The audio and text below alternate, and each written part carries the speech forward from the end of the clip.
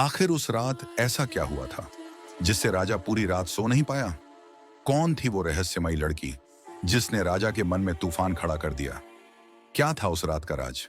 ये कहानी है प्राचीन काल के एक शक्तिशाली राजा की, जो अपने साहस और न्यायप्रियता के लिए प्रसिद्ध था। लेकिन उसकी जिंदगी में वो मोड़ तब आया जब एक दिन उसके महल के बगीचे में एक अनजान लड़की दिखी। राजा बगीचे में टहल रहा होता है, तभी एक सुंदर लड़की गुलाबों के पास खड़ी नजर आती है। तुम कौन हो? पहले कभी नहीं देखा तुम्हें इस महल में। लड़की: मैं यहां हमेशा से हूं, बस आपसे मिलने का अवसर आज मिला। राजा और लड़की दिन भर साथ समय बिताते हैं, हंसी बातें, घूमना, झील के किनारे बैठना। वो दिन राजा के जीवन का सबसे सुखद दिन था।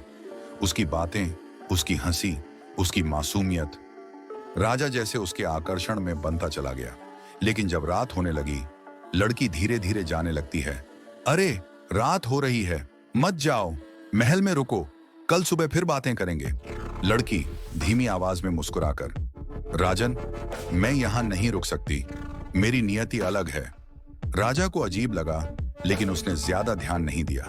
वो महल लौटा, मगर जो खबर उसने सुनी उसने उसके होश उड़ा दिए। महल का एक बूढ़ा सेवक राजा के पास आता है। राजन, क्या आप आज किसी लड़की से मिले? हाँ, एक बहुत सुंदर लड़की थी, हमने पूरा दिन साथ बिताया, पर वो चली गई। राजन, वो लड़की इस दुनिया में नहीं है, वो तो वर्षों पहले इस महल के पास मरी थी।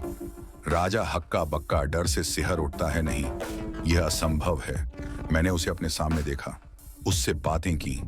सेवक: राजन, गांव के लोग कहते हैं कि उसकी आत्मा अब भी महल के आसपास भटकती है, लेकिन वो सिर्फ उन्हें दिखती है जिनसे उसे कोई लगाव हो जाता है।